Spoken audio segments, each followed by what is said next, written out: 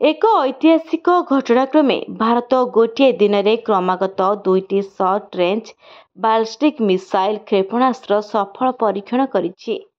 Chandipur ITR अधीन भद्रक जिला अंतर्गत धामरार अब्दुल कलाम द्वीपरू अग्नि 1 और चांदीपुर आईटीआर पृथ्वी 2 क्षेपणास्त्र परीक्षण करा। विरल सफलता सह प्रतिरक्षा क्षेत्र में भारत आउ एक सफलतार सीढ़ी चढ़ी। तथ्य मुताबक संध्या 6:06 कलाम द्वीपर 4 नंबर लॉन्च पैड्रु अग्नि 1 क्षेपणास्त्र परीक्षण करा।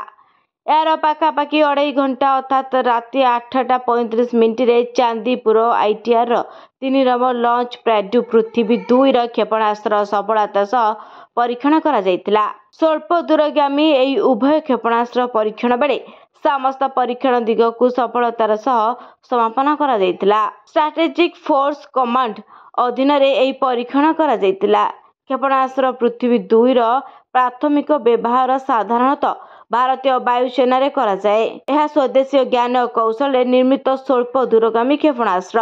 यह भूपृष्ठरु भूपृष्ठ मध्य चतुर्पक्षण क्षेपणास्त्र को आक्रमण करिपारे। यार लक्ष्य भेद क्षमता 350 किमी रहिथिबा बेले यह 1 टन मारद्रव्य वहन करिपारिबो। एही क्षेपणास्त्रटी निर्लुभ भाबरे निजर टार्गेट को लक्ष्य भेद करथिबा क्षमता रखिछि। सेहिभଳି मध्य दूरगामी विशिष्ट अग्नि 1 बालिस्टिक क्षेपणास्त्र लक्ष्य भेद क्षमता 700 ରୁ 900 किलोमीटर रही।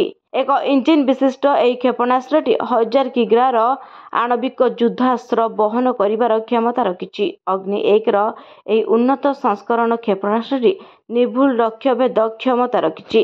ब्यूरो रिपोर्ट, न्यूज दुनिया।